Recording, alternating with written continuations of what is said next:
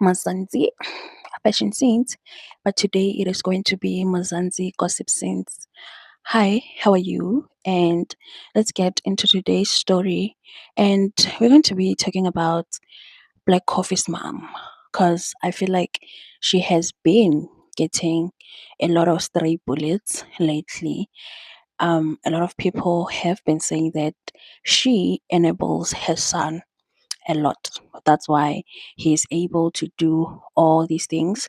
That's why he's able to be a womanizer, bear children all over the country, and just be a mayonnaise. But today, I feel like I'm going to be the devil's advocate. And I feel like she's catching stray bullets because her son is literally old. What can she do? She has raised him, and right now he is doing all of his decisions as an adult. And I don't think that there is anything that she could do as a mother. Yes, she could reprimand him here and there, but as a mother, what can you really say to your old son about his sexual life? What can you say to what can you advise him about that? Where would you start as a mother? Because with the abuse allegations, we've only known about those from Ndlembali. We have never heard about abuse allegations other than those of Ndlembali. So I think she's catching strays, hey? I mean, to say, oh, behind every man like Black Coffee, there's a mother like him, like his mother. I mean, that is just uncalled for. I don't like this. I don't like this. I mean, the kids are here. What is she supposed to do? To say, I know, don't. I'm not gonna go to the birthday parties. I'm not gonna do this and that. The kids are here. All she can do is support and be there for the grandkids and all of that. And she's not really someone that goes to the internet and talk badly about anybody else. She's just quiet, takes a photo here and there, meets a girlfriend here and there, and I feel like there's nothing she can really do about her son's sexual life. So tell me in the comments if you feel like she's catching strays or she's actually an enabler and Black Coffee is doing all of this because he knows that his mother is going to be there for him no matter what, without any consequence whatsoever. So, on to our next story. We're going to be talking about Mihlali. You know, Mihlali, her brand, and Musa Kaula.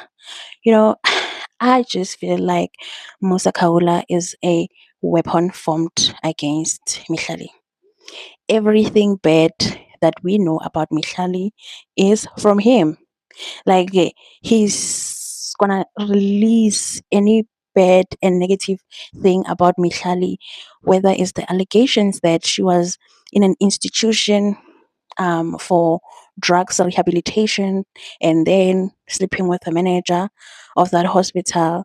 Or if it is not that, it is him alleging that Mihlali has a godmother that guides her in this slay queen lifestyle that she lives, and like everything negative that we know about her, we hear it from him. I mean, like herself, she has a good brand going. I mean, she has had the the best brand going in terms of her constantly getting work, constantly getting reputable sponsorships and um gigs and all of that.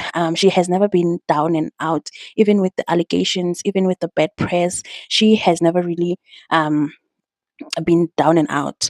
Her brand, she's getting the sponsorships. She's working. She's constantly working, but I just wish that she could just get out of this I'm a bad girl mentality. I feel like sometimes she wants to be a bad girl so bad that she does all these things that are bad for her. Maybe, I don't know, maybe that is what she wants. Maybe that is her to the core, but I wish that she could just focus on a brand, leave other things behind, and just be a focused hand because we really want her to win.